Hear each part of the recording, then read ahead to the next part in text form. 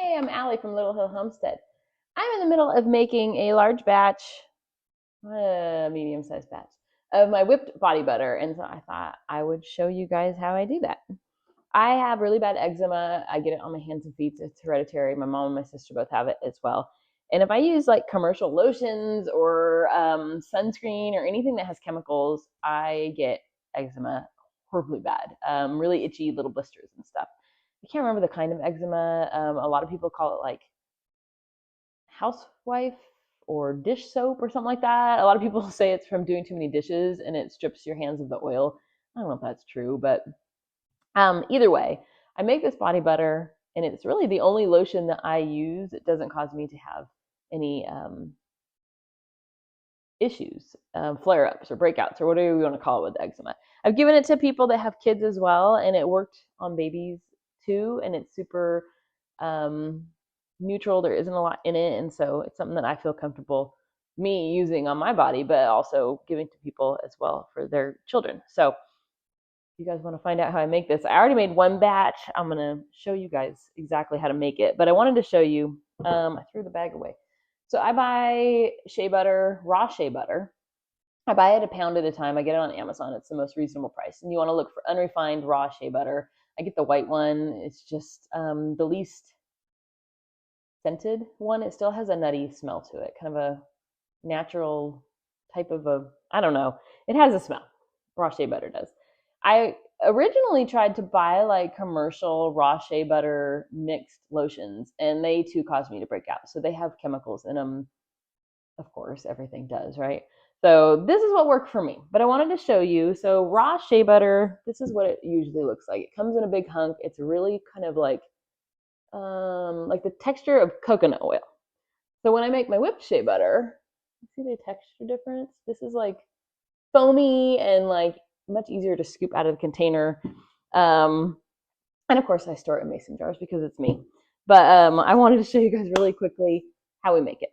So this one I purchased a pound block of it, and I had ran out of this, and I didn't have time to make the whipped version, so I just stuck some in a mason jar so that I had it to use. Now I have time to actually whip some up for you guys. So I'm going to scoop this out of the mason jar. It's a 1/4 pound of raw shea butter. If I can scoop it out of here. Like I said, this stuff it gets hard. And I already made a batch, so my hands are covered in it, so it's like slippery. But let's see if we can do this. So I've been doing this, I would say probably 15 or 16 years. I started doing it many years ago after reading a bunch on shea butter. And I thought, well, if this works for all these other people, I'm going to give it a whirl. And so for me, because I like to make everything from scratch, it was the easiest thing for me to make. Did a lot of research, figured out what does and doesn't work for me. And this is what I've come up with. A lot of people use vitamin E or coconut oil or almond oil or, just different oils added to this. I don't find that that is necessary. I should have scraped this out before I started this. Sorry, guys. So mine is going to be raw shea butter. Some people heat it up. I don't heat it up. I feel like that loses some of the properties if people get it too hot. So I don't heat it up. Oop. Okay, we're almost there. So I'm putting it in there. This is cold, room temperature shea butter. Like I said, 1/4 pound. About a 1/4 pound. I didn't measure it. Okay, the next thing we're going to need, my hands are literally covered in this, so it's like trying to grasp straws with greasy hands. The next thing we're going to need, let me get this whipped up just a tiny bit before I show you the next step.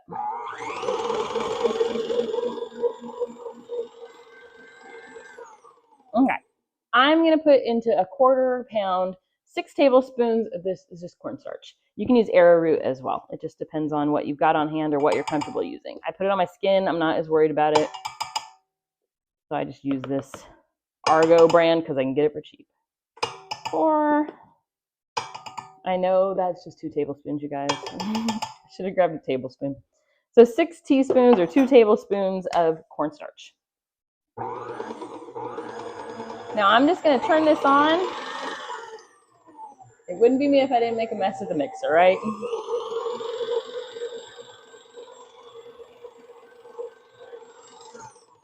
Let me scrape down my sides just before I let it rip.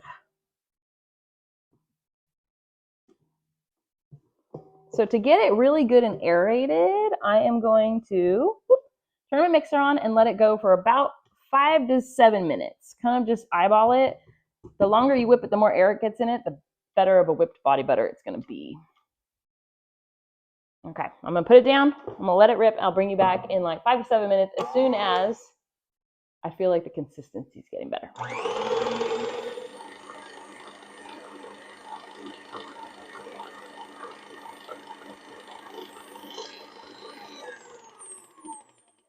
Okay, guys, you see the texture has completely changed.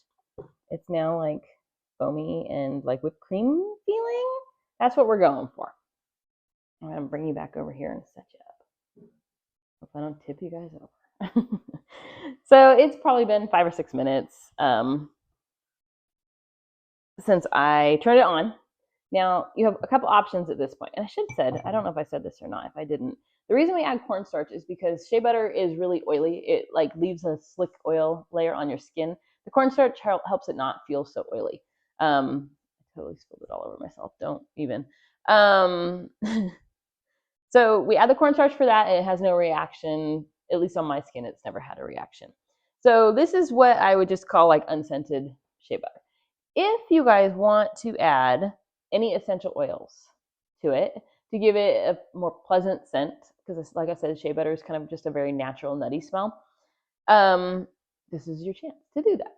And so I've done lemon lavender. My husband was in the hospital and we had some of this lotion with us, and I was using it on him, and the nurse said, oh my God, it smells like Fruit Loops in here. What is that?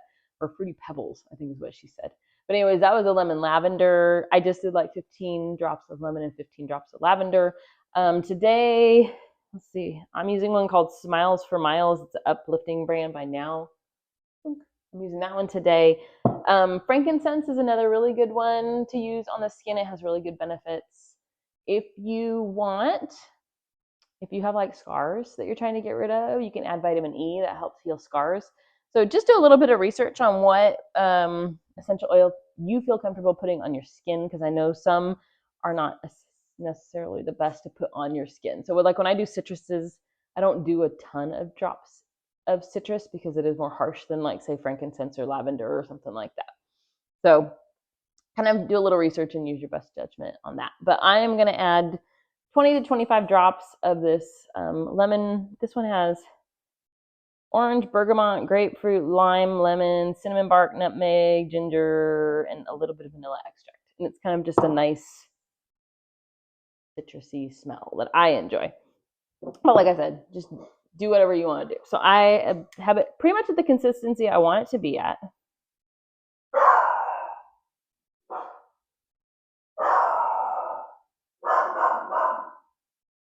So that's 20 drops of our essential oil. I apologize. We have Etsy packages going out. And so the mailman is here to pick up the Etsy package. If you place an order, thank you, because this is what I get to deal with. The mailman has left the premises. Everything is back to normal.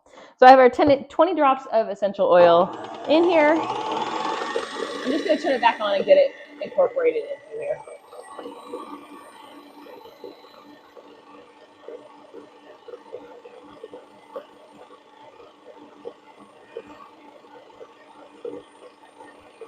All right, that's good and incorporated.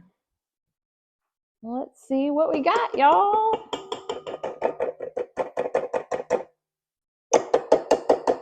Try to get as much off of here as I can. Not using my hands because I washed them, so they're not quite so slick.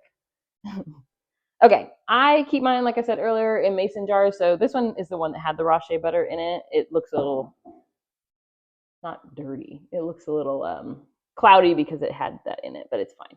So here is our finished consistency. How it's like nice and puffy and like almost, it is like whipped cream. That's our whipped body butter.